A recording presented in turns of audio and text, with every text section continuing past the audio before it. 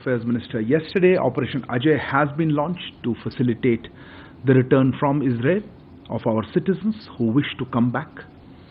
The first charter flight will be reaching Tel Aviv later tonight to pick up Indian citizens and is likely to return to India tomorrow morning. We will share with you information about further flights as they are finalized. This is still an evolving situation. You are aware, External Affairs Minister took a preparatory meeting earlier in the day. We're also in touch with our, of course, with our embassy in Tel Aviv, our representative office in Ramallah, as well as with our neighboring, the missions in our neighboring, in the neighboring countries there, particularly Jordan, Syria, Egypt, etc. And we are keeping a close watch on developments as well as what steps we need to take to assist Indian citizens who are in Israel. Right. Let me first look at Operation Ajay.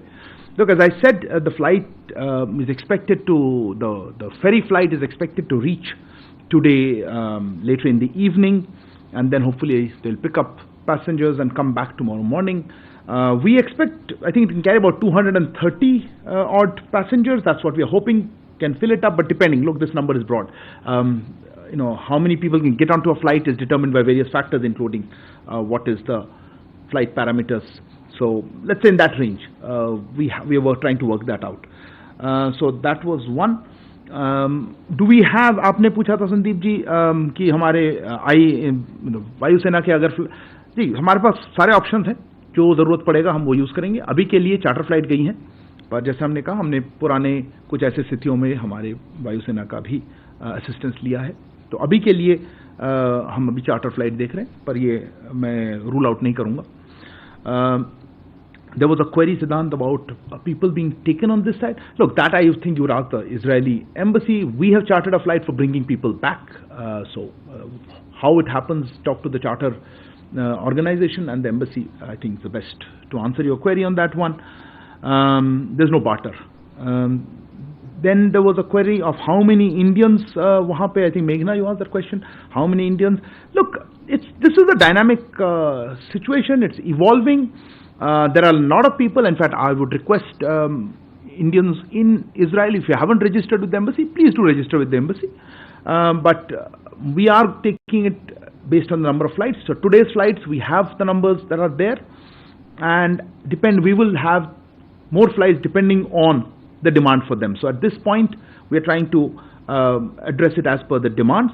As regards security concerns, look, this is a topic and I will not be in a position to discuss. You have to ask the agencies. We will, of course, as part of our obligations on the Vienna Convention, provide all necessary security to countries that have their embassies or diplomatic missions here. But what measures and etc. is best left to the judgment of experts in that field. I don't want to comment on it. Who was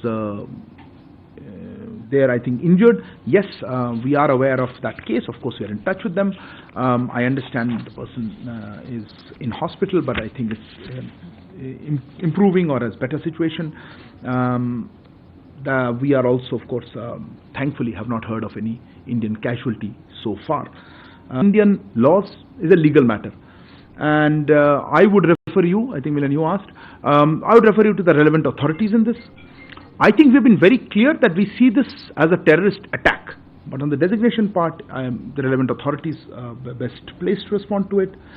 How do we see the situation on Palestine or our position on that? Our policy in this regard has been long-standing and consistent.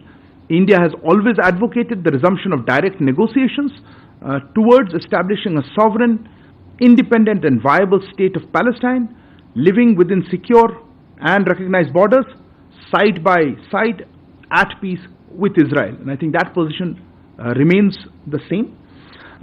From breaking news, detailed analysis, in-depth interviews and explainers, follow the Times of India. Subscribe to our YouTube channel.